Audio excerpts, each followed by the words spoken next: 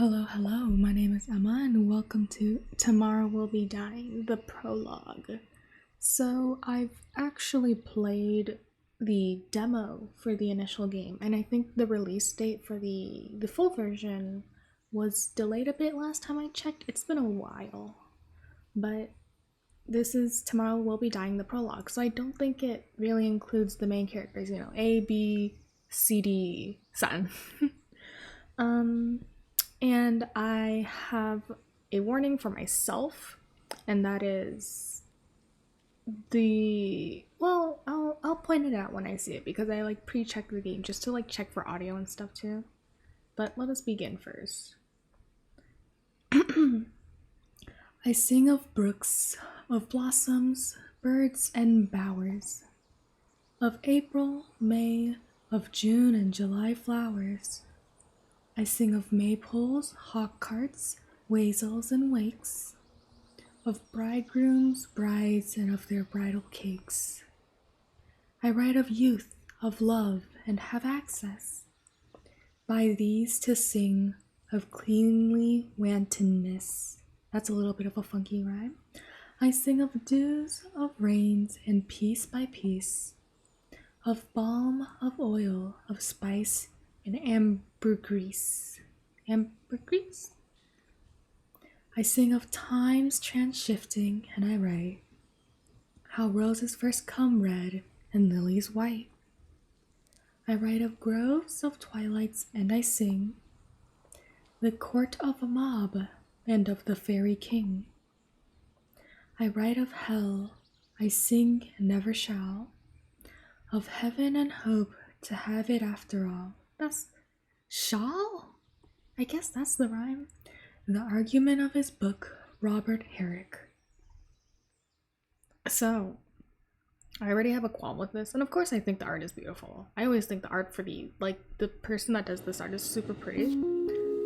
The problem is the text is kind of hard to read, especially if your eyes are super unfocused, I guess you could say, like mine. But that's my only qualm so far, but that is a big qualm because I have to read a lot for this game. In a few minutes, we will be arriving at the Mokuzai terminal. Eri glances up from her phone to look at the signs inside the train. Sure enough, Mokuzai is displayed in large electronic orange characters. She takes out her earbuds and taps her phone to pause the audiobook playing. Pink fake nails clacking against the screen. That's some ASMR stuff. After ensuring she has everything with her in her pockets and bags, she stretches out her limbs, letting out a soft hum of satisfaction. The journey here was quite the chaotic one. Whether dealing with the poorly concealed gawking of passerby, getting lost in the gigantic waves of bodies pushing her to and fro, or leaving all her belongings on the express train, she is exhausted with it all. Sitting here in this empty, rundown train with nothing but its rattling ambiance to accompany her, a refreshing feeling washes over her like a gentle tide. Eri loves nights in Tokyo filled with bright and colorful lights, bustling crowds, and an undying liveliness. But there's something she misses about quiet nights in Mokuzai, where the only thing you can see are your own 2 feet. We love night walks. One reason she can indubitably name for this is that she misses her family back home. Visions of their small fishing business by the sea floats in her mind, and a warm chilling feeling is not right. A warm feeling spreads through her chest. I hope they've been doing alright without me. Eri smiles to herself, fiddling with the whale phone charm that they gifted her on the day she They gifted her on the day of her departure to Tokyo. Playing with her charm like this strikes a chord from deep within, the action vaguely reminding her of someone, pulling forth a face she hasn't thought about in a long time to the surface. I did say I was going to struggle with the reading. Her mind is suddenly filled with visions of a short black hair that danced in the wind and stoic yet gentle eyes. That's B, isn't it? An image that was nearly forgotten until the memories of her time in Mokuzai came flooding back. It's probably illogical how often and how easily Eri linked her hometown with that particular verdant gray gaze.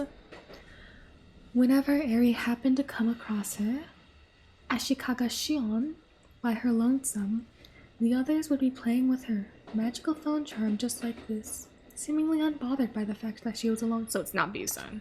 Busan has no name. And yet, if Eri squinted, she could find an air of sadness past that vacancy, at the edge of that isolated sphere. Eri rubs a thumb over her now warmed whale phone charm. Ooh, I want a whale phone charm. Allowing herself to reminisce over the enigmatic individual. Under the blaze of the setting summer sun, amidst the cries of the evening cicadas, one of their school mysteries, albeit a rather asinine one, was unraveled. And on that day, Eri was set into motion. And this is the prologue for Eri, whoever Eri is. I guess this is her past now, flashback? Oh, yep, that's the cicadas.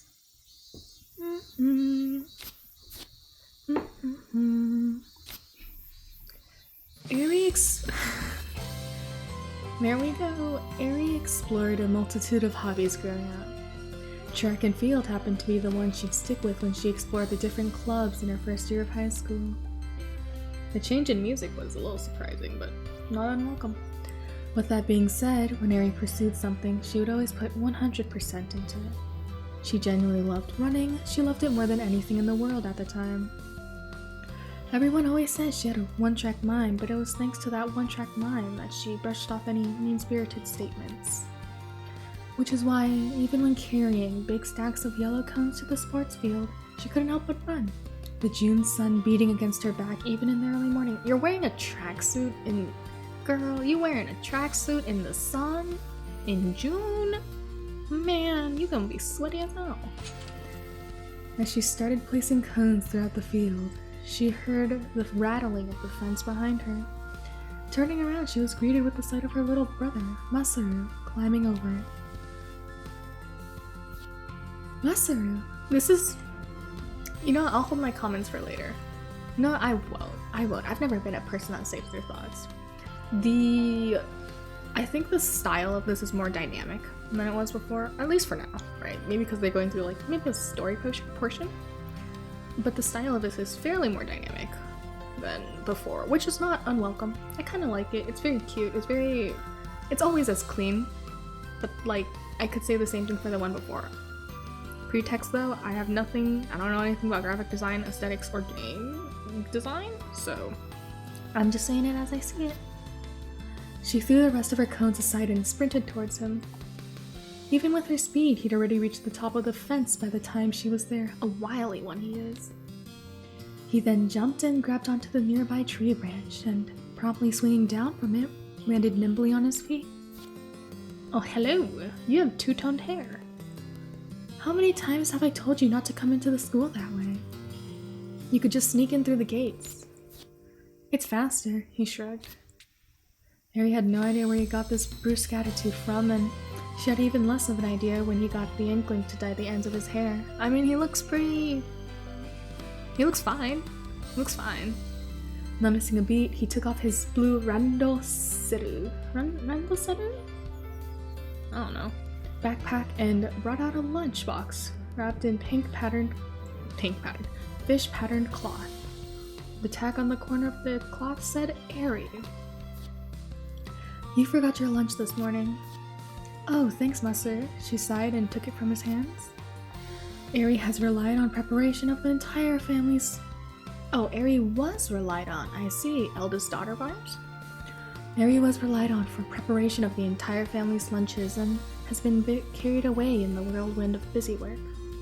She quickly unwrapped the cloth and checked the box's contents, relieved to find each carefully prepared side dish remained accounted for. Any desire to scold her brother dissipated, and instead, she almost burst into tears at the sight. I would have been starving without you, Masaru. Alright, adios. He saluted and began to climb up the tree, but Eri spotted something stuck to the bottom of his sneaker and swiftly grabbed his ankle. Wait. What? He quietly hissed back, backlit by the sunlight beyond the tree leaves. Trusting her brother's grip on the branches, she turned his foot over and stared bewilderingly at the dusty sole, or more specifically, something stuck to it. "What?" I said. It's a... Harry hesitated for some reason, opting to shield the offending item from her brother's supposedly innocent eyes. What could it be? It shouldn't be that bad, right?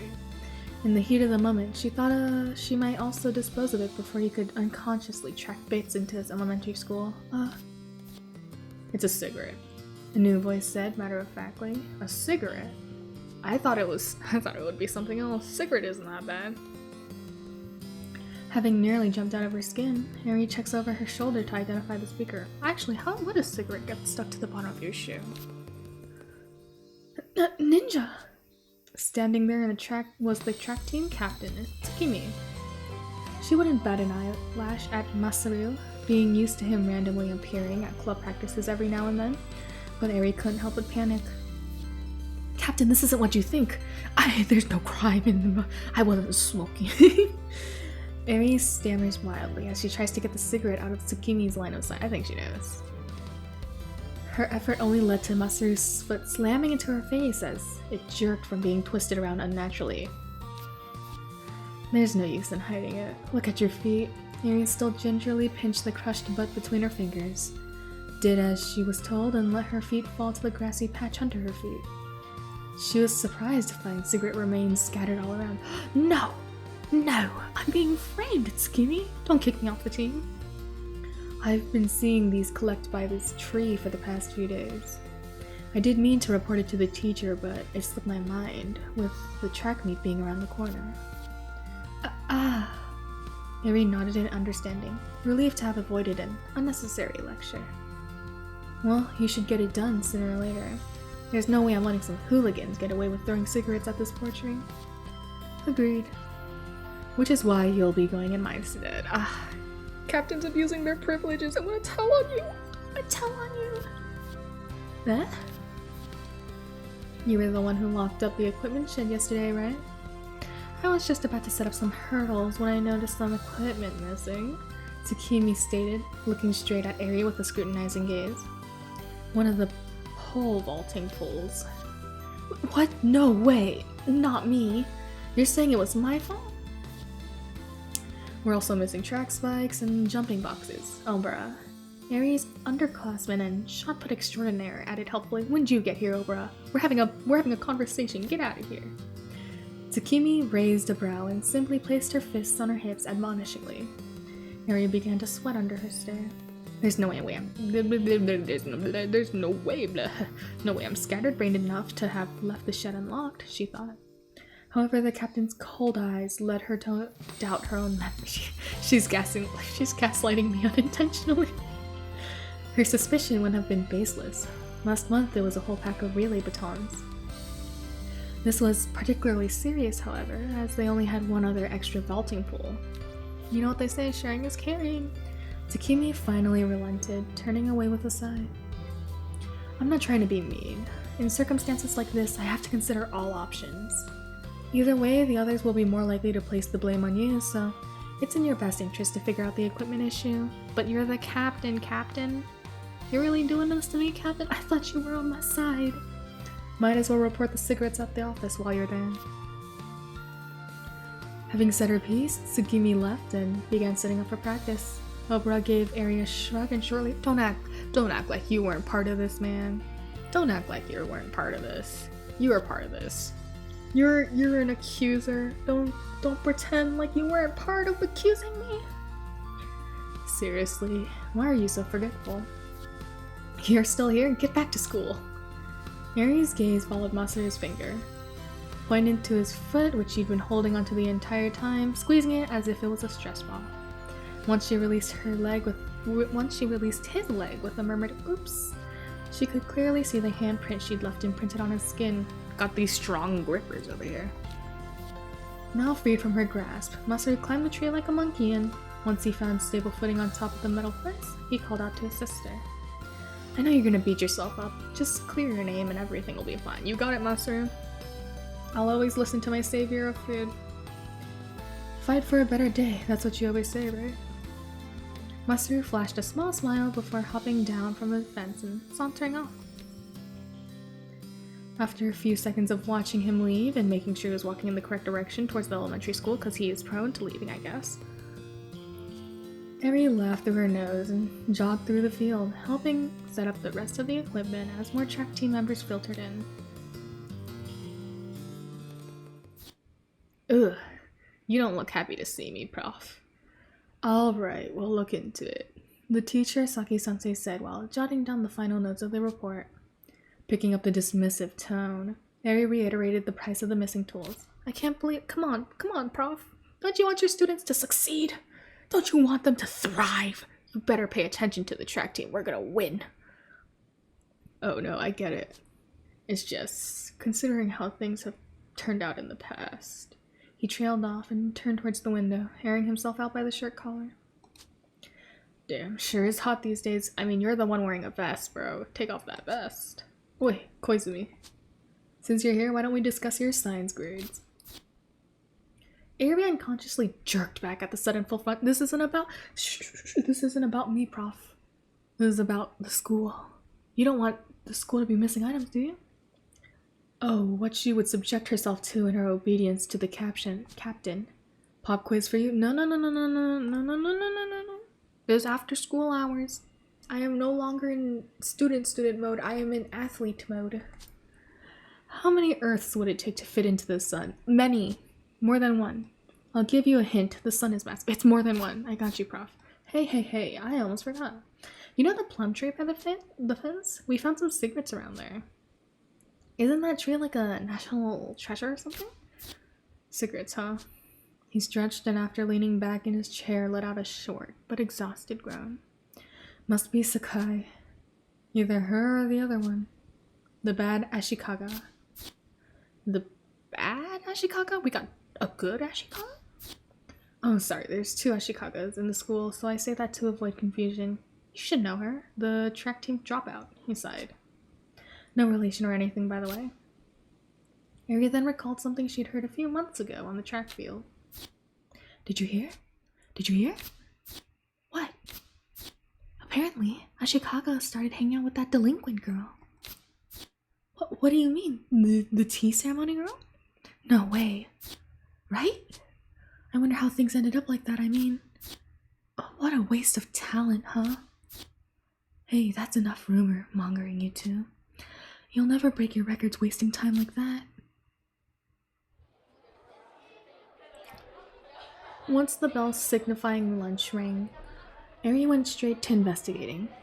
She'd already confirmed with her friends, which she'd usually eat lunch with, knew very little about the two suspects pointed out by Saki-sensei.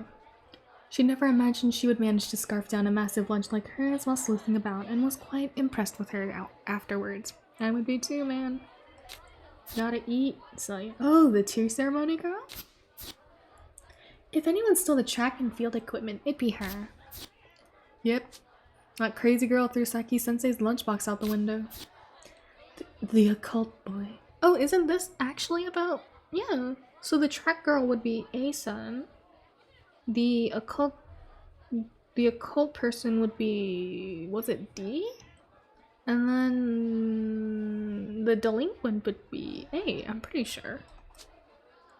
You've never heard of it? How's that even possible? Your former prince is part of it, you know. I see them making trouble all over the place, so I'm not really sure where they hang out. You should try asking that Hatogaki Koji guy, though. He's in the same place as Ashikaga. I think he's class rep. I see them talking every so often. Interesting, though. We're getting a perspective of our characters in the main game through someone else's lens. Hatogaki Koji. Eri remembered him making a big deal about justice and such during his run for student president. But remember, kids, everything is never black and white. There's always some gray. Ooh, he's cute. Ashikaga? Why ask me? I heard from a reliable source that you two talk from time to time. You're the class rep, aren't you? It makes sense you'd be keeping tags on, you know. No? he said very slowly while glancing around. Wait, you're not? But my reliable source. People just assume that because I pick up on our actual representative's Slack. It's a real hassle. Huh? Hold on, does that mean you're actually friends with Ashikaga? Even better! You've got to know where she hangs out at lunch at least. Friends? I'm not sure I'd say that either. Harogaki gets notably fidgety. A bead of sweat trickling down his temple. Maybe it's did they have a falling out, or maybe it's a status thing? A social thing?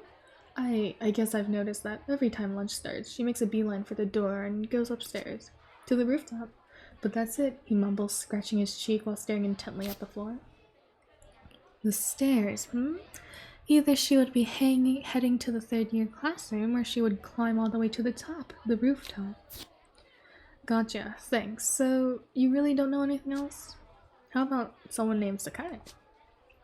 I hear she's part of the tea ceremony club before it closed down last year. I don't know anything about that girl. Now excuse me, I'll be heading back to class. And hiding his unnaturally pale face, he shuffled off robotically. For some reason, she could sense a sort of shame from him, but didn't dwell on it. Almost breaking into a run in the hallway, something for which she's gotten into trouble many times in the past, but like professor, teacher, sensei, I'm literally training for my club, you know? You gotta let me run in the hallways. She made her way up the stairs, 2 steps at a time, the only way to do it. Thanks to a team member and classmates that made it their business to keep track of their things. She, on her part, had no idea the school even had such a club until minutes ago. Eri managed to find herself face to face with one of the most named delinquents at the stairs leading to the rooftop. It is A. So, you're accusing me of stealing it? No, it's nothing like that. She clearly didn't look the part of the delinquent that had been built up. Even so, Harry began to falter under the pressure of Sakai's gaze, which she could swear was piercing her. Gotta get my reading brain in mode. Okay. Eri began to falter under the pressure of Sakai's gaze, which she could swear was piercing right through her half-baked lie. Such an icy cold glare, Harry thought. But she's so pretty. She can't be bad. Maybe all those rumors were true after all. Well, I'm listening. I feel like her... Well, okay, they probably might have edited it too. And I did see her for the most part in a different fit in the first game, or the demo game. But she's more like toned down in terms of like aesthetics for this one, at least. Is what I'm thinking, at least. I'm not sure. Maybe she decided to change her fit next year? Well, I'm listening. She's enacted in her mind over and over on the way. You hooligan! She'd shout out, pointing a finger of justice at the evildoer who'd melt into a puddle of confession on the spot. Eri inwardly scoffed at herself for thinking for even a moment she could stand up for any cause and resorted to Plan B, the much more realistic course of action.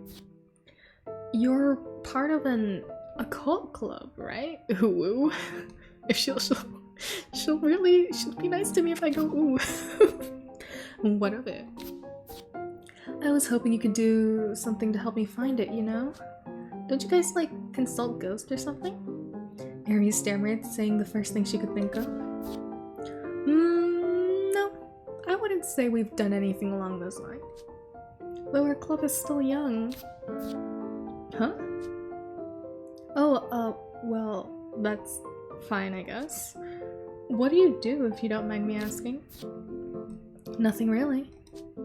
If you want, maybe I can forward your request to our club president. Your story is exactly the type to get him all riled up. Oh, better yet, you can tell him yourself. Man, they keep making me do things. Alright, I'm off to see D-san, ? Eri reluctantly followed the head of cascading hair down to the hallway to an unused classroom, only to find the door wouldn't open no matter how hard they pulled. Sakai pressed her hair against to listen to it and stepped back with a sigh, then tapped her foot impatiently. Oh, I can come back another day. Ignoring her, Sakai started banging on the door and called out in a loud voice. Hey Prez, I know you're in there. Open up. Hey, are you really sure he's in? Call it a supernatural intuition. Man, it's been a while since I've seen you, Asan. Be right back. Please wait right here. What are you gonna get? What are you gonna get, ma'am? You gonna break down this door with something? Sakai returned with a paper fan and something wrapped in tinfoil. What? Just watch quietly. Sakai set something down on the ground and started fanning the scent towards the door. Sniffing, Eri finally identified that something as a big... Oh, she's got them. She's got them. You know what they say. Even if not romantic, capture them with food. Capture them by the stomach. Soon enough, the door unlocked and slid open. You just can't resist, can you? Ah. An unassumingly sleepy-looking boy stumbled out of the dark room, but froze upon realizing he'd been tricked. I mean, can we not give him the potato anyway? Eri silently played Spectre as the probable president lifted his eyes, only to be greeted by a wicked grin. With a flick of the wrist, Sakai dramatically clacked her fan shut, causing the boy opposite of her to blink. Don't be too angry with me, Prez. You wouldn't answer any of our calls, so this is the only way I could get anything to you. I won't reprimand you as long as I get to eat it, he said heavily. Help yourself? Cool, he gets the potato, a win-win for all of us. As if a ravenous wolf, he tore off the tinfoil and dove first into the piping hot tomato. Thanks, Sakai-san, he said with a burning tongue. She grinned widely. That's Sakai, actually. But feel free to call me whatever you like. Is that any good? Bien. Sakai slapped him across the shoulder ostentatiously. Well, Prez, you look rather relaxed this evening. I didn't interrupt a nice dream or anything, did I? I get the feeling that it was nice, but I can barely remember it. God, freaking the president's pretty too. What the fuck happened? You got like a shiny up. It's like you evolved or something from the last one. Cause like, if you have seen the past one, like the demo game, you notice like there's an art style difference. But they're still so fucking pretty. And they both have their own charms. And like, why are the people just so pretty? I get the feeling that it was nice. And he took another bite. Feeling Sakai's stare, he slowed his chewing and then swallowed nervously, shifting his eyes between the two girls in front of him. Okay guys, it's time to jump in. Eri straightened her posture a bit as he finally seemed awake enough to notice her presence. You're not expecting something in return for this, are you? I am, Prez. I know you can speak to ghosts. Oh, nothing more than your gentle counsel. Sakai then patted Eri on the shoulder, prompting her to speak. By this point, it'd be beyond Sakai to try and recall the details of Eri's request. Sakai, it's been like 5 minutes. I know. I'm the same way, but it's been 5 minutes. Excuse me. My name is Koizumi. I was hoping you could listen to my request. A request for the occult club. I'm afraid our club meetings are every other day other than today, Thursday. And we sometimes do weekends, but club meetings are different, right? Counseling is what I need. He turned towards Sakai. I would have expected you to know this. I did think this might interest you. Here, how? Why don't you? We're not exactly the request type of club. It's about time our dinky little group made a contribution to society, don't you think? Please, Eri bowed deeply, facing the floor. Looking down at her, he scratched the back of his head and yawned. I somehow doubt Sakai-san, or of all people, would know what interests me, but I'll hear you out. Really? Thank you. Yeah, so we've gone to like the typical visual novel sprites, I'd assume, to more of a like comic style thing, I guess? Or like a novel type of thing, where you have characters in boxes and then you have text. Eri relayed all the facts about the missing track equipment to him. As she spoke, she noticed how the boy's half-lidded eyes grew more and more vigilant, and how he began to nod intently throughout her explanation. Come to think of it, I think that's one of the 7 mysteries of our school. A ghost that steals athletic equipment. I believe you've missed some details, or possibly added some. I don't remember anything quite as lame as that. It's a very serious problem. I'm being falsely accused. Please clear my name. In fact, we were studying those mysteries, though we were going in order, and that's the 5th one if memory serves. We haven't even made a dent in the first one. Takeda began to walk off in the middle of her sentence. Hey, where are you going? Are we taking the request or not? Of course we are. But not recklessly. We gotta investigate first. Have you seen our other member today? Not today, no. Last I saw her was yesterday. Needed her to fix something up and she completely ignored me, as expected.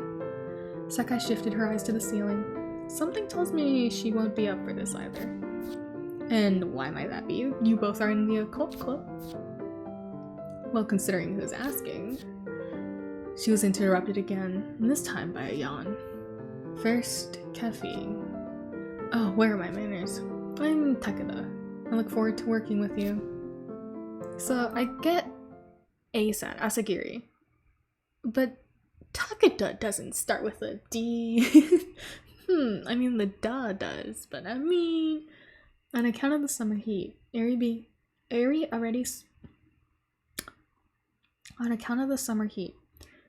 already spurned the idea of a visit to the school rooftop, but with the potential meeting with Asakaga, I definitely butchered the name earlier, Ashikaga weighing on her mind, her steps became even heavier.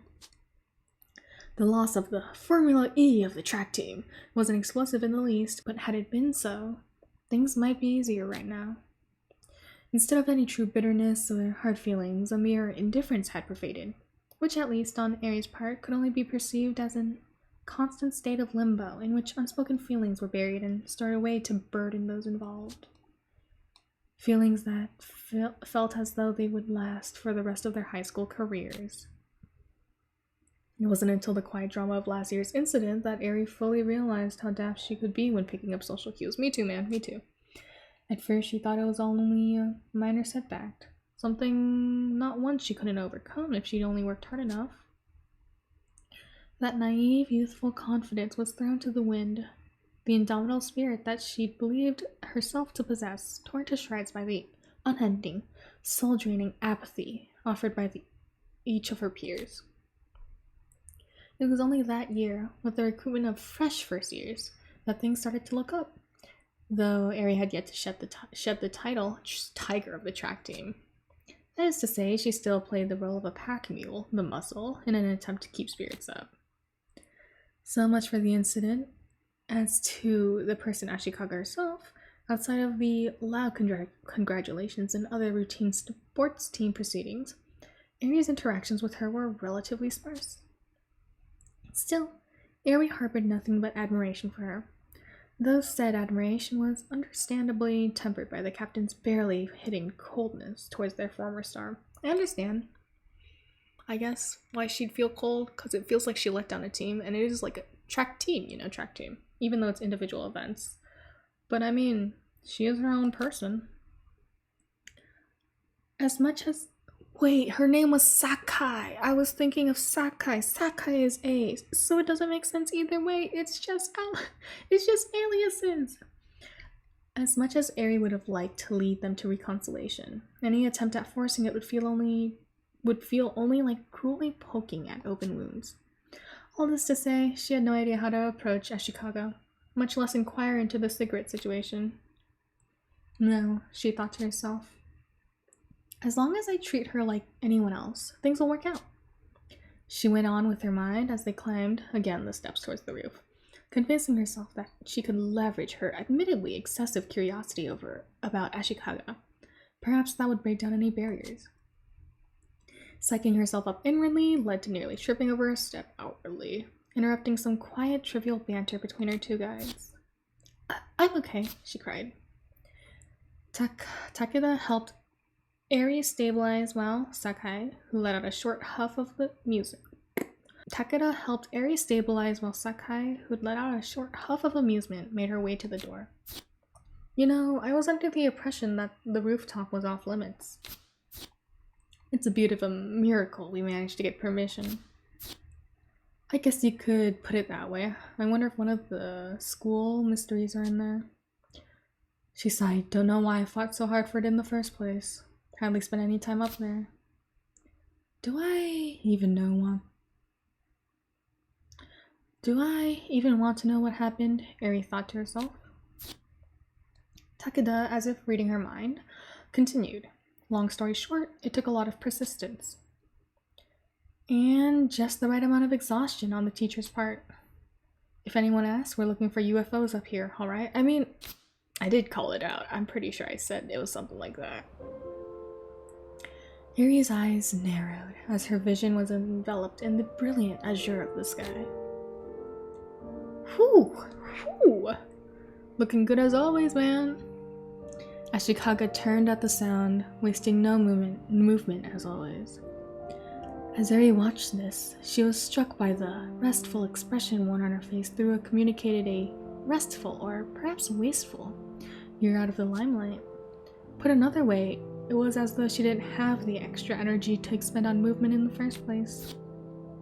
Always been a sleepy person, man. After a short burst of wind provided much needed temperature regulation, Eri shook herself out of her observations and bowed towards Ashikaga.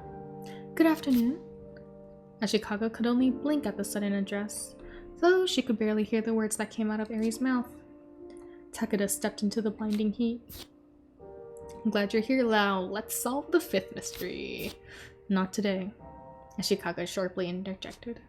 Just as quickly as the trio arrived, Ashikaga strode past them and, just before making her way through the door, turned back to say, I'm sorry.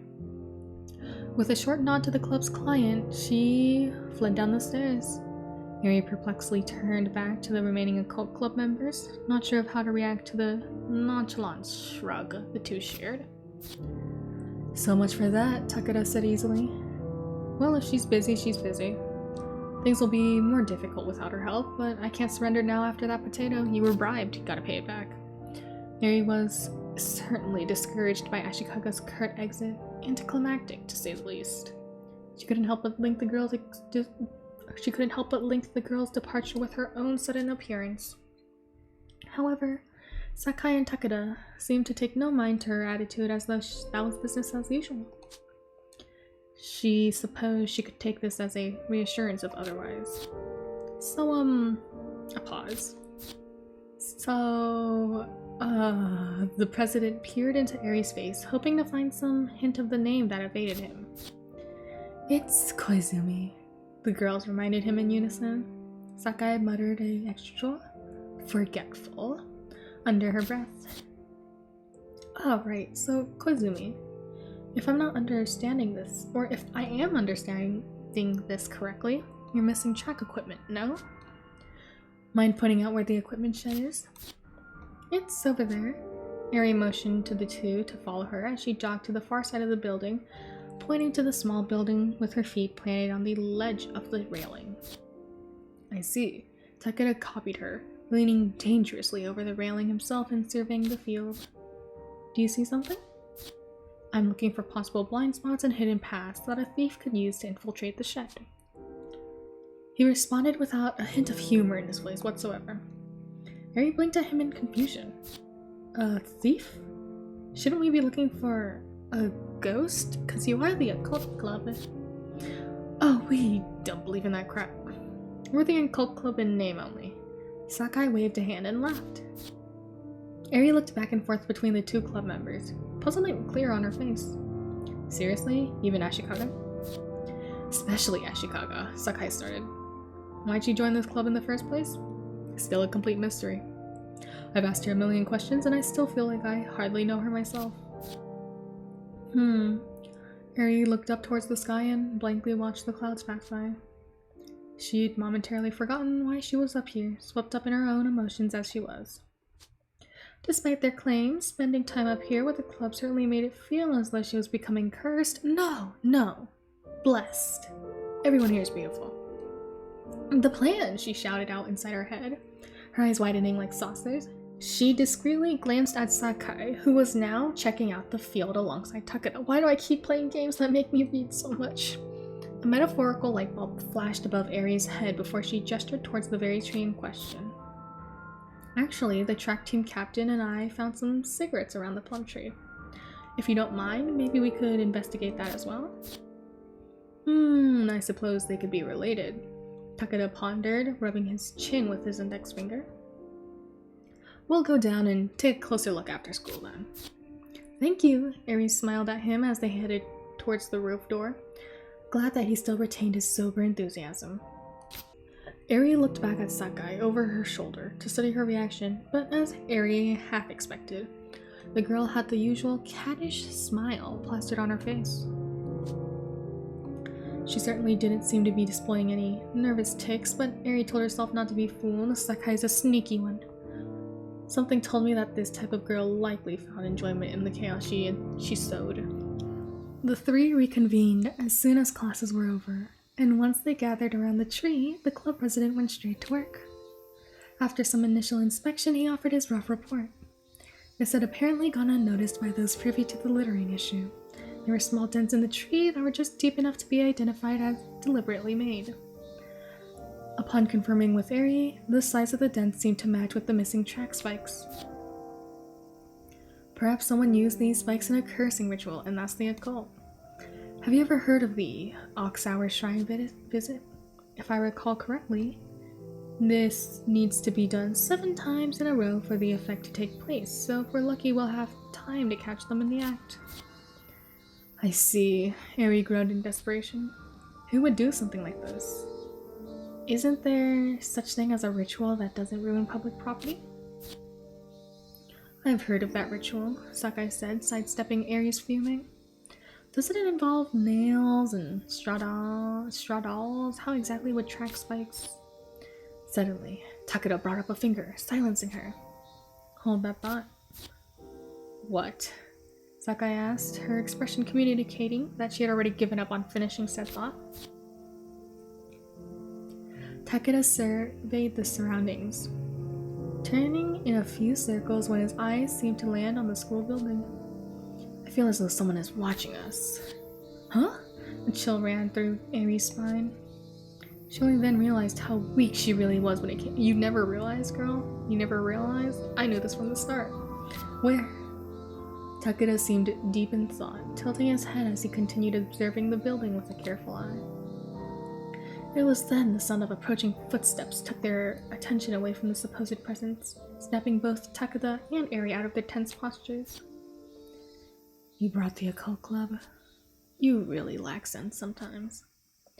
You are aware of the identity of the members that make up this club, right? Why are you so dismissive of them, Tsukimi? Huh? Don't bring your grudge into this. I'm trying to solve a mystery. Ari would offer no response, instead looking down and thinking of what to say. How to communicate her plan, unraveling as it was, in bringing them here. Saki-sensei wasn't much help, so... Hey, cut her some slack. I mean, if anyone could find the culprits, it'd be fellow deviants, right? A little rude, but I mean, I guess. She playfully bowed towards them. Please hurry, I can't perform without my lucky pole. Well, I've got my suspicions as well, but thanks for coming out here anyway. Come on, Captain, you too. I mean, no offense, she said, frowning. Where's your apology? Apologize! How could you? How could you doubt me like this? I wouldn't be surprised if Ashikaga was poking around here out of spite. Come on, that's a little rude, don't you think? Don't you think? I can't help but worry about her. Sakai grinned, jerking upward, as if her interest was finally caught. My, you sound a bit bitter. A slight flush rose to Tsukimi's face, but she maintained her stoic body language. If you're implying I'm upset you took her from us, you're very mistaken. Just look at her current state. I'd say it's a good thing she quit. Captain! Ari's voice rose, but as usual, didn't affect anything. So you say, Takeda cut in. From what I've seen, she's still plenty fast. Regardless if that's how you feel of things, then I'm glad. No need for any hard feelings between our clubs. Man, Takeda, you're really laying in there. Then he, in a slow and relaxed gait, stepped past Ari. This way to the equipment shed, right? Oh, yeah. Someone has to be messing with me, Harry thought. It would have been better if I'm just standing here to watch the whole time. Yep. That's all of them, Obara reported with a wry smile. The equipment's back. That's all that matters. Tsukimi then made a point of giving Eri the same dirty look this way. Come on, Tsukimi. You're being a little rude. You're being a little rude today. At least the occult club members aren't like shaming me, okay? But you are.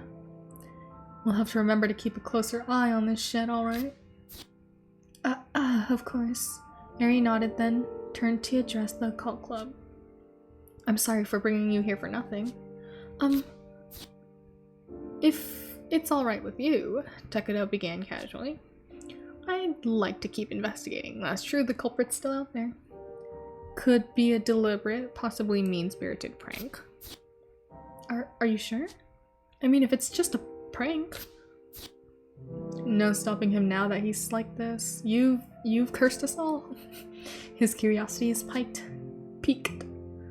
Sakai picked up and inspected the previously missing vaulting pole. Personally, I'm a bit more concerned with those cigarettes myself. I don't like being caught up in false accusations. Seriously, who'd be stupid enough to smoke on school grounds? Harry side-eyed the girl at this. As she says, I don't do things in halves. We're doing it on our own volition, so no need for polite gratitude. No, either way, As her voice trailed off, Takeda stepped out of the shed. Sakai followed shortly after him, gently dropping the pole into Tsukimi's hands. The three track members glanced at each other.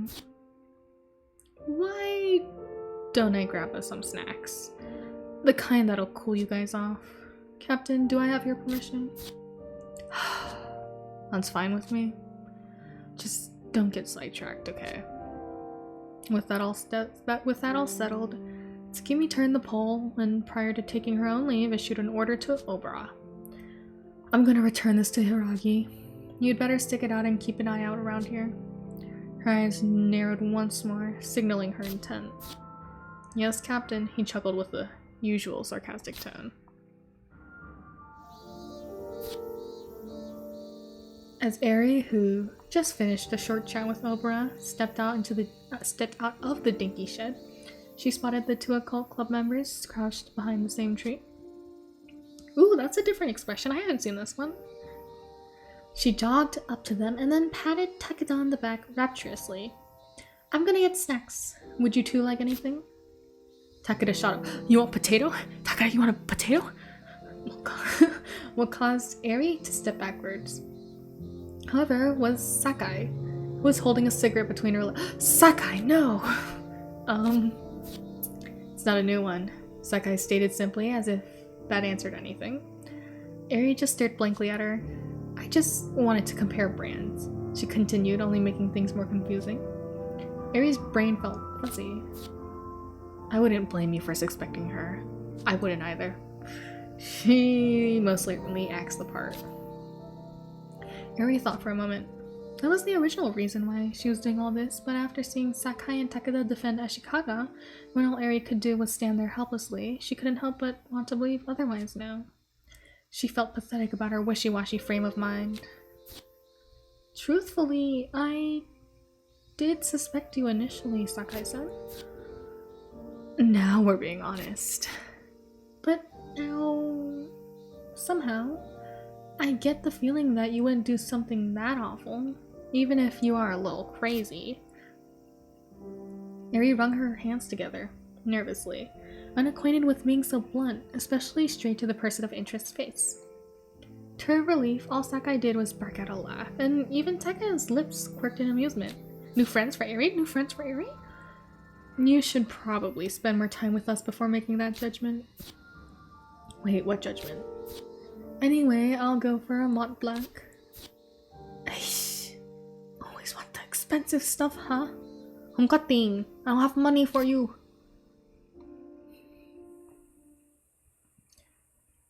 Soon enough, Eri came jogging back to the field, bags of snacks rustling in her hands. She distributed all the items, save for those picked out for the 2 occult club members who were nowhere to be seen. Eri asked the nearest runner where they went and was informed that a teacher caught Sakai with a cigarette in her mouth, of course. After which the 2 instantaneously broke off in completely different directions. Tsukimi once again appeared behind Eri without much of a sound. They really are unequivocally delinquents, aren't they? His shoulders shook with laughter. I've never seen something so ridiculous. Even I find it hard to imagine Ashikaga hanging out with such an unruly crew. But not as though any of us knew much about her in the first place. Eri found herself not being able to say anything back. In fact, she had no clue what she would want to convey to this individual. Did she want to laugh along and agree, or did she want to call out Tsukimi on her increasingly unbecoming behavior? I know, right? It's not just me. She's being real mean and rude these days. It was much easier to fall into the prior. It was the type of response she would always resort to after all, but she lacked energy to even do that. Her change in demeanor didn't go unnoticed by the captain, and soon the tension was at least partially released as she let out a sigh, coupled with a quick pat on Eri's shoulder. They took off towards the building, so I suspect they ran inside. If you're so keen on seeking out their help, you can start there, I suppose. And as usual, Tsukimi deemed the conversation finished and turned away before Eri could reply. All Eri could do was look up in exasperation. I feel like character point of Tsukimi is that she is very spiteful. Not spiteful, she's like, how do you say this? I think she doesn't want to admit it, of course, but like she's very upset with the loss of Ashikaga, and then since she also associates that with the occult club, because Ashikaga is now part of the occult club. And Eri, who struggles to say things, it's like a shown of their dynamic between them, you know? Where Ashikaga tries to stick, or not Ashikaga, what's her name again? Tsukimi, there we go. Tsukimi wants to keep doing what she's doing, right? She wants to believe in her own, like, thoughts, and she's unwilling to hear what others are saying, and Eri is just kind of there, always maybe more of like a bystander is what I've learned, I think. Or at least that's what's being applied, I assume. Maybe this will be an Eri growth story? She supposed she would just have to scour the school and find them. I suppose I'll start with the roof, she thought with a sigh. Eri thought it was an odd choice of accessory for someone like Ashikaga. She'd only noticed it recently, but it was hard to miss on the few occasions they crossed paths. The new addition was a pretty character, perhaps from a magical girl show, affixed to her phone. Hey, are you judging magical girls? Magical girls are so cool, man. Eri once thought she would recognize that character from her childhood, and with that, perhaps strike up a conversation. But her recollection ultimately failed her. Cat! Also, that magical girl does not look like she's having a good time. These facts aside, the charm in question was now held in the mouth of a cat which was perched right by the school's front doors. There was no time to think. Eri shoved the snacks in her pockets and darted after it. She called out in a sweet A voice as she could muster, which became difficult considering how her increasing worry of the charm began swallowing her whole. At times it would pause, and the moment she thought she could lay hands on it, it slipped mere paces away in an almost mocking manner, difficult not to take personally. Finally, it disappeared behind the corner of the building. You're lucky you're so cute, or else I would have punted you by now. Closing her mind to her senses, she ran with a reckless abandon. Forward. I'm on the track team. Forward. Dashing past those classmates who had informed her of the cult club's existence this morning, and then past Sakai and Takeda themselves, who seemed to be running in the opposite direction. Of course, iconic of them. The teacher's still hot on their trail. And now, where would the cat go next? Wait, the cat's in the building. Is that good? As at last she stopped behind the building, where she realized both that she'd run a full circle around the campus perimeter and that the cat was no longer anywhere in sight. Eri was unwilling to surrender, but she simply couldn't move another step, so she leaned against the wall to catch her breath. When Eri thought she could finally continue onwards, her face wrinkled in pain as she felt the pangs of an oncoming stomach ache. Stomach ache or stomach cramp? She did her best to ignore it. But in an instant, her mind started flashing towards the possible suspects behind the sudden attack. Oh, it is food. Okay, it is stomachache. Well, that much should be obvious. She was referring, of course, to the lunch her brother delivered that morning.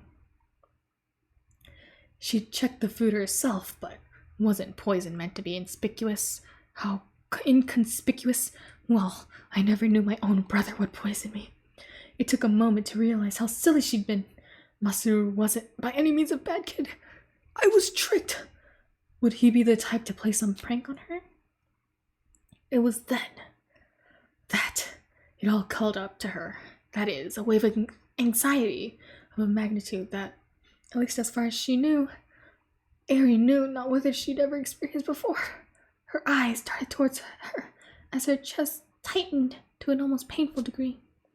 At first, she thought all she needed was water, but things quickly spiraled out of control, her mastery of breathing, second nature since birth, slipping away. She didn't quite collapse, but felt her knees fast enough for any onlooker that, had they been there, to easily mistake the motion as such. In a state of panic, she, in a manner not dissimilar to just moments prior, desperately attempted to piece together why this might have happened.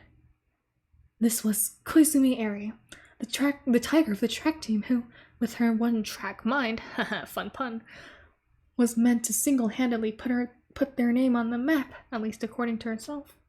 A stomachache is one thing, but how could something as measly and intangible as stress get in her way? She'd never been happy as she is now. She'd never found something she could so readily put her all in. She adored running, so what? I don't know. School? Socials? She thought of the faces of her teammates. In the dark void of her mind, something about them seemed off. The sensation of being completely alone, no matter how ridiculous, absurd, or far from the truth it wouldn't leave her. In those miserable few seconds, she, at least physically, truly was alone. And it was in that solitude that the core truth of everything revealed itself to her. Eri had denied it systematically up to that point in time, but in such a time of vulnerability, the floodgates were battered, allowing those unwanted feelings to seep through. The burden of the track team, of its walking members, of its consistent failure to reach its old heights, all clogged up her vision, suffocating her literally, not laterally. Vestiges of hatred swarmed up in her, and her mind gave way to voice. The ugly thoughts of her heart, so long ignored.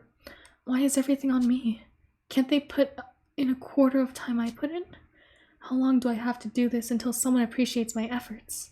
You having a panic attack? Is everyone conspiring against me? For once, she allowed the all-too-human sense of self-indulgence tar the life she'd built up, and to her shame it felt good to put the burden on others. Can't deny that. She wasn't the one messing up. It was those who couldn't be bothered to put away the equipment themselves. It was those who made every excuse not to practice, those who groaned in annoyance whenever she attempted to psych them up. I mean, I feel like she's pretty valid here. Of course, like, you never want to feel like you want to blame everyone else for everything. But, I mean, she's been trying her best, man. And she's in a really susceptible state. Everything felt so twisted in this strange reality that she couldn't help but smile, though her breathing showed few signs of slowing down. Oh, she's hyper? Look, I don't know medical stuff. I'm also not good with basic stuff. Is she hyperventilating? At some point, and this was somewhat dramatic of her, this she would readily admit today, she believed that she might be breathing her very last breaths, which only made her body gasp for air faster. She thought she might use those final moments to physically utter all the curses against her teammates that she could when suddenly a quiet voice rang out in her ears. Koizumi-san. She recognized the owner of the voice right away. It was soft, muted even, barely audible over the sound of Eri's drumming heartbeat. However, in the expanse of darkness that was the jail of her own mind, it was the only thing grounding her. Still gasping for breath, Eri's voice came out pitched and hoarse. It's passing. Just hold on. Despite Aries' eyes being squeezed shut, she could sense the person nodding beside her. And soon only the sound of winds and trees filled Aries' ears as she lay there on the ground, a warm presence waiting beside her. Oh my god, the cat spoke to me! Holy shit! Once Aerie opened her eyes, Ashikaga's face appeared in Aerie's field of vision, her expression hardly denoting concern. That wasn't of any consequence to Aerie for the simple fact that in Ashikaga's arms, that cat sat, looking perfectly relaxed and content. Somehow, in spite of the circumstances, white-hot shame didn't overtake Aerie's body like it would have if anyone else witnessed her in this state. Rather, Aerie's face, which had previously been frozen, relaxed instantaneously, as though she and the other girl were on the same page. Suddenly, Aerie had a strange feeling that they'd been friends this whole year, though they hadn't even exchanged words, kindred spirits maybe. Of course, this was all imagined per her typical habit of getting ahead of herself, and she now wanted nothing more than to continue this conversation. Quickly said with a weak smile, "Thank you. It was just a stomachache. It's gone, I think. Do you need to go to the... Oh, your side profile is so good today, Ashika. Do you need to go to the infirmary?" Aerie shook her head. She'd already begun to regain her composure and senses, making quick work of wiping away the doubts that had been tearing her away. More importantly, that cat. You should at least get out of the heat. You're sweating. Oh, that's from chasing it around. I'm glad it wasn't a wasted effort. Ashikaga looked at the cat, which had climbed out of her arms and was now using her shoulders as a pillow. I see. Ashikaga's voice was unaffected and emotionless, and yet it had this soothing effect, as though it was the one thing Aerie needed at that point. Finally, she remembered the ice candy in her pockets.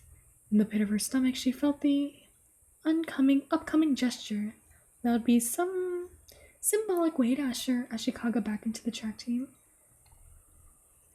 At that point, I kind of think because Ashikaga was the Formula E of the track team, right? Which means, and I don't know, like maybe the track team changed after Ashikaga left, but I feel like Aerie is kind of dealing with the same thing that Ashikaga might have felt in the track team.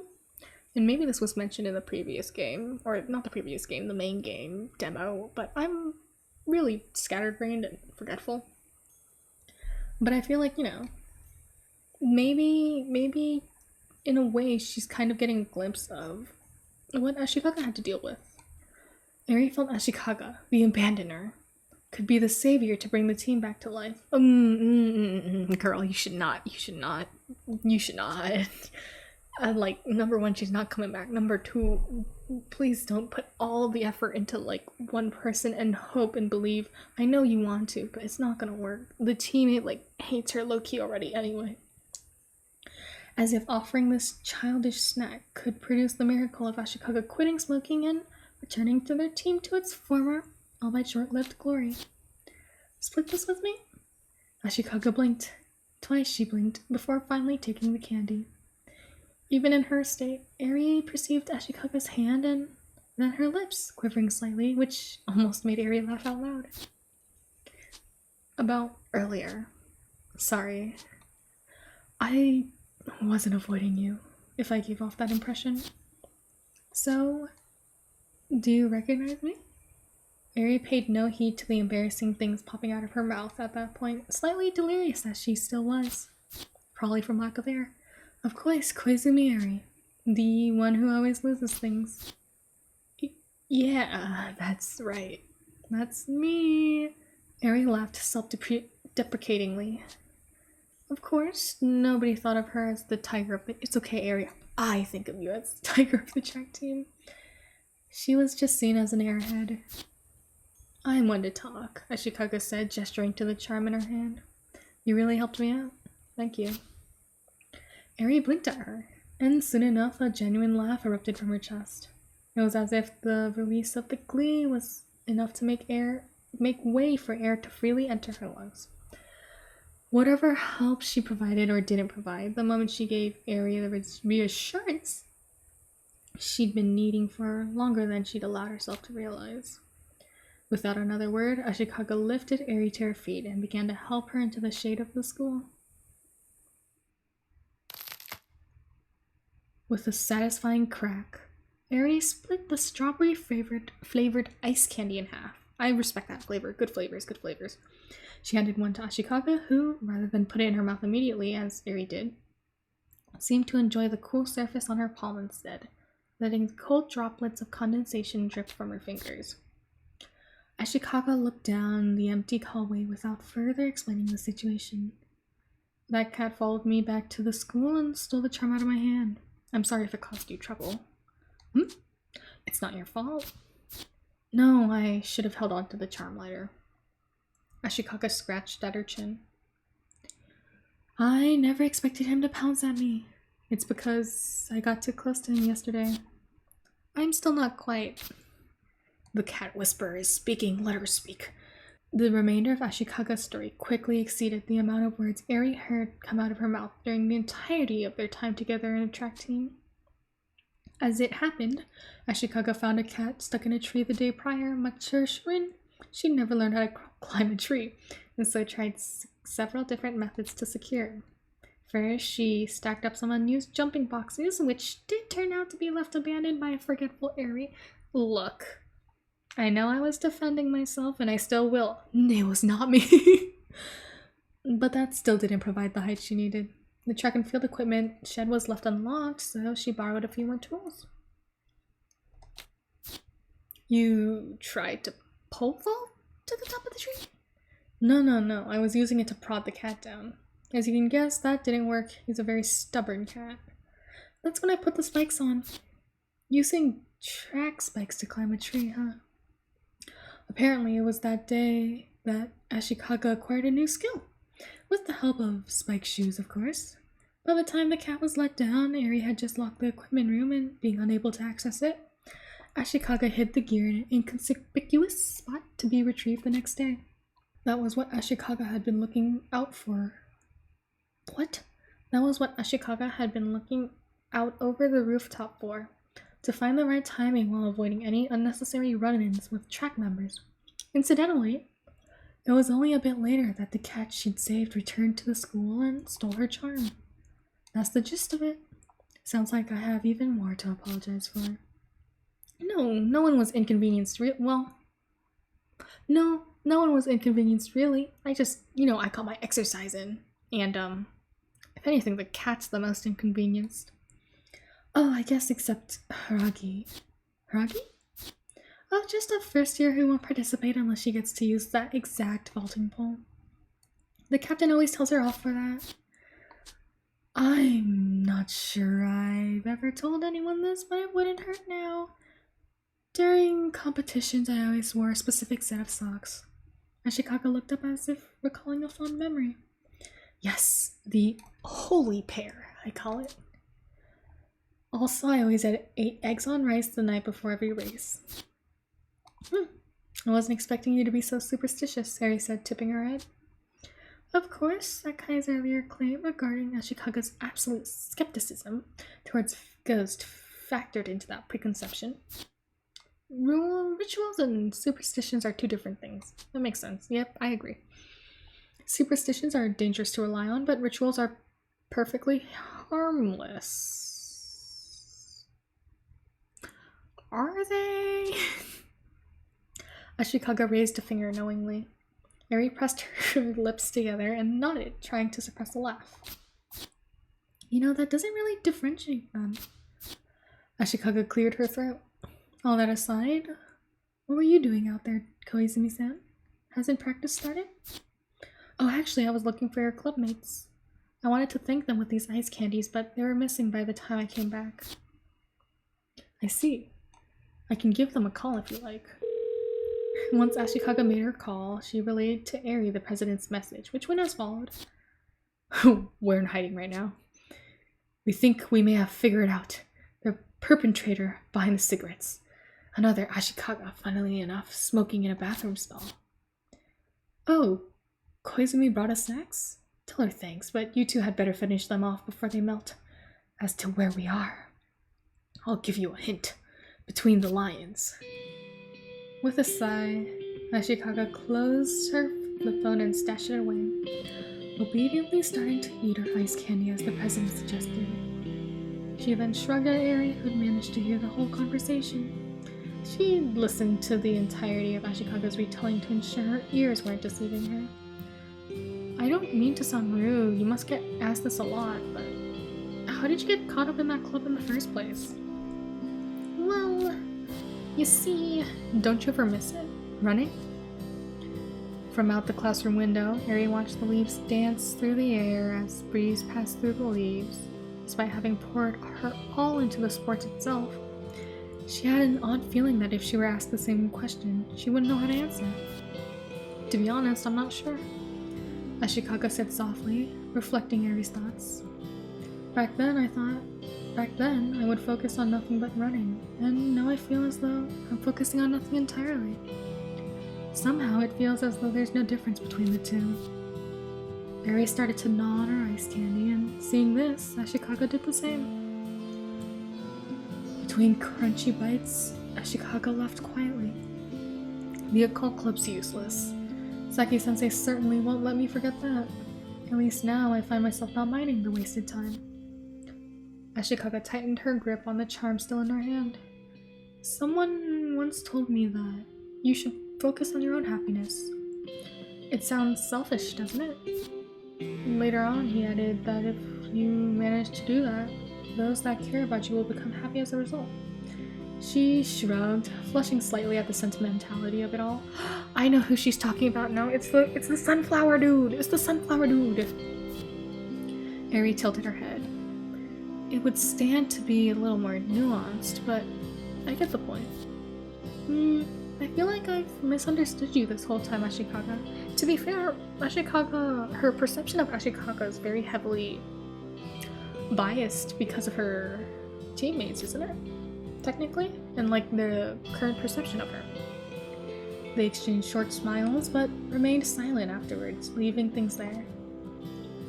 While they shared some common ground, Eri developed a sense that despite getting along decently well, they were destined to become more involved with each other. Of course, there's no indication here that Ashikaga had found happiness either. She was perhaps lost in her own way, but she at least seemed to have a better vantage point from which to search for it. They both had their own worlds they now belonged to. In comparison to Ashikaga besides her, Eri never stopped to take a look at herself to see if she was truly happy. When Eri eventually explained to Tsumuki all that had transpired, the captain couldn't help but let out a small burst of laughter. Eri couldn't tell whether or not the laughter was genuine or out of spite, but none of that mattered anymore. The other Ashikaga, the one Saki-sensei seemed to have initially deemed as the good Ashikaga, and a few of his friends were suspended soon after the incident as well. Apparently, the watching eyes Takeda felt during their tree inspection belonged to this delinquent. He changed his usual smoking spot shortly after in an attempt to avoid suspicion, which was clearly to no avail. The ice candy Eri initially bought for Takeda and Sakai had melted and gone to waste. No! No, my favorite character! But even when she bought new ones for them as a thank you gift, Sakai waved her off saying, "We didn't really do much to the president's disappointment. He'll never get his Mont Blanc." Eri later heard rumors that the bathroom stall the good Ashikaga was using flew off its hinges from being kicked in, but despite rumors, no one could confirm whether that was Sakai's doing, and I know Takeda isn't a snitch. The vibrant green leaves turned into an array of golden and apricot leaves. Then, the tree's branches were devoid of color and life entirely, and soon enough, blushing pink cherry blossoms, petals, fluttered down the sky like confetti. As Eri transitioned into her third year of high school, she would continue hearing rumors about the occult club. With the sudden disappearance of the club's president, theories about Takeda dying of a mysterious illness or of a spirit's curse spreaded wildly. Building on this was a particularly odd rumor that the new first-year member was a ghost that wished to fill Takeda's vacancy. In addition, stories that Sakai threatened Ashikaga with a knife broke out after she was suspended, never returning. As for Eri, she ultimately decided that she still wanted to test herself to see how far she could go with her team despite the many challenges it presented. But she wouldn't run in hopes of bringing the track team back to their former glory. She would run for the simple fact that she loved running. And all she could do was hope that her passion would spread to the others around her. To that end, all she could do for the sake of the one who had helped her realize this, however, inadvertently, was wish her some fortune in her quest for her calling. As the days and seasons passed and Eri continued to run with all her might, she would catch glimpses of Ashikaga at the roof every once in a blue moon, sometimes with that new first year and sometimes alone. Bitterness, loneliness, emptiness. Eri wondered what emotions stood in Ashikaga's heart as she would watch the small people below go on with their lives. Every now and then, Eri contemplated going up to the roof and finding the answer for herself, but she, for the duration of that year, never felt ready to reach out for Ashikaga.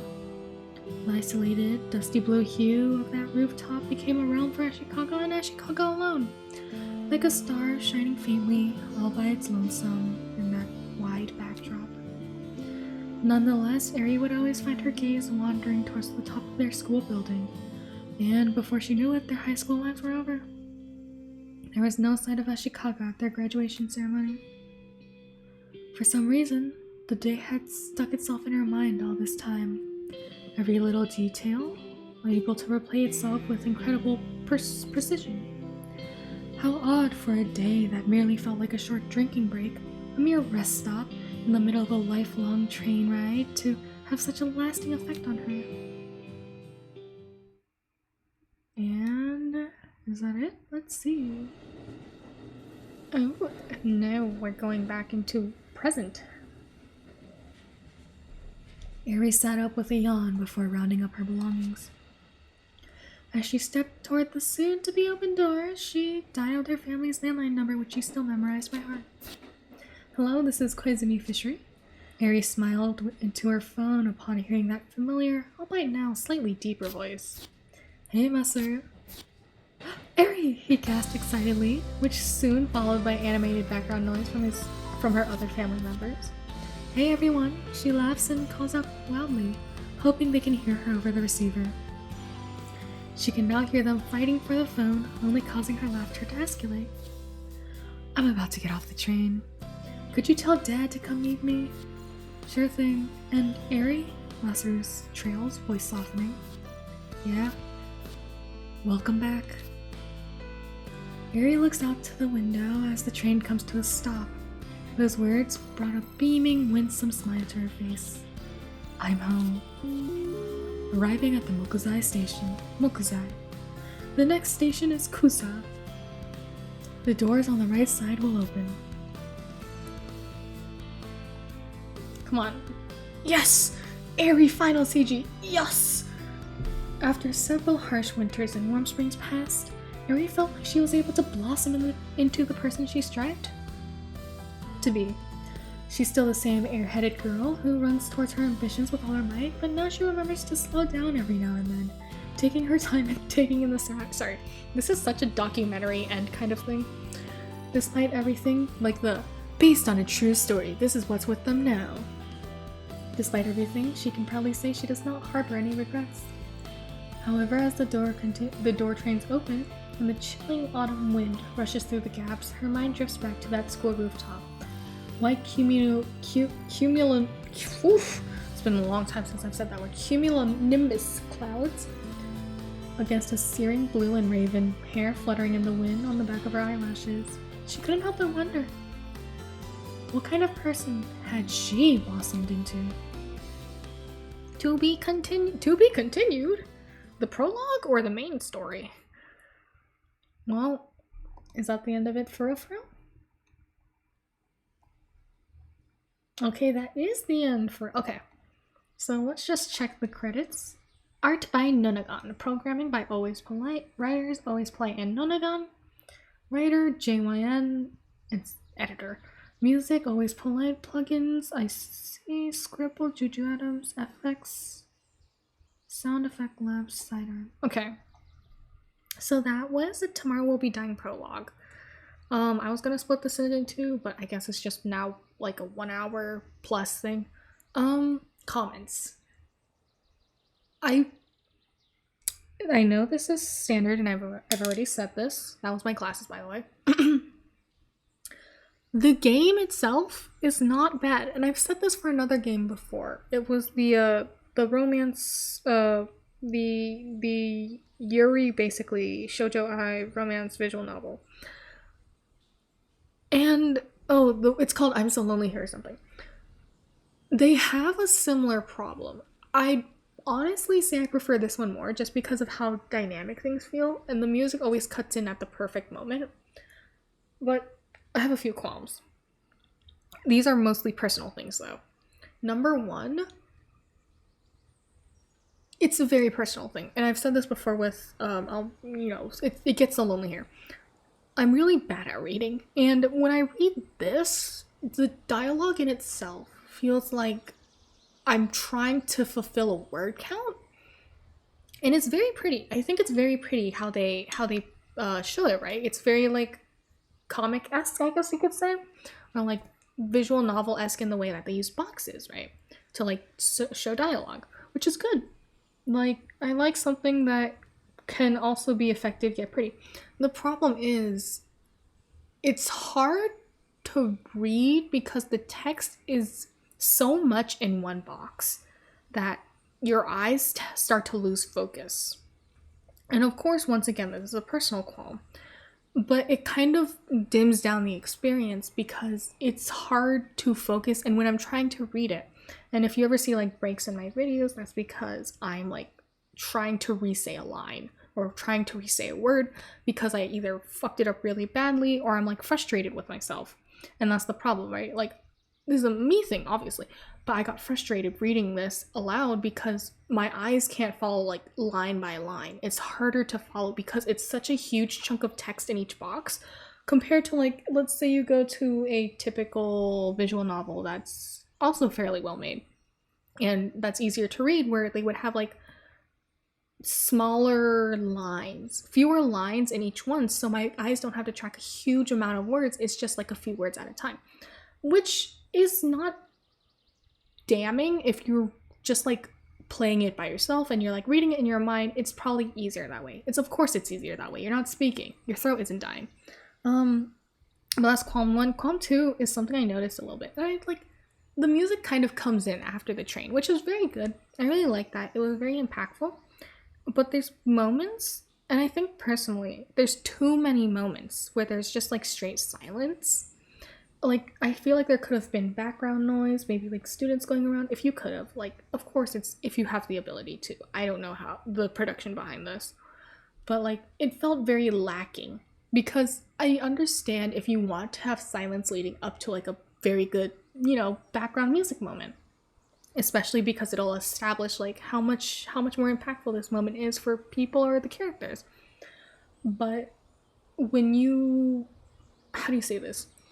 When you have so many, I guess, moments where it's just way too quiet and it's like silence, not even any background noise, it kind of takes away from the experience because you're just stuck here reading words at that point because you've already experienced the visuals and you're like, oh, this is nice. But then it just kind of like, it's like a downward like line, right? You're like, oh, at the top of the line, you're like, oh, these are nice visuals. But then there's nothing accompanying it. So you're just going down, down, down until you're like, oh, I'm just reading at this point. But just know, like, I don't hate the game, right? I found myself smiling at the end of it. I really like the art, as always. And I really like the characterization. Albeit, I feel like sometimes there's a bit too much writing. I feel like things could be shortened down a little bit to make them a little bit more concise. But I also understand that this could just be a, like, personality writing style type of thing for this game. So overall, it wasn't bad. It's just that there's a few things that just kind of make it a little bit less than I would prefer. But once again, all my opinion. And that's all for Tomorrow Will Be Dying. I was glad to see how the members kind of were. I liked seeing how much of a menace Sakai was still in high school, which is nice when you see the demo and you're like, oh, I see. She really was as much of a menace as they made her out to be. Like the calling her a gorilla, Takada calling her a gorilla was a good point, and then the kicking down the bathroom door was another good point. But yeah, that was Tomorrow Will Be Dying, and I look forward to maybe playing the game when it comes out, the main story game. And hopefully it'll be better on me, because reading is hard, guys. Reading is so hard. I'll see y'all next time. Bye bye.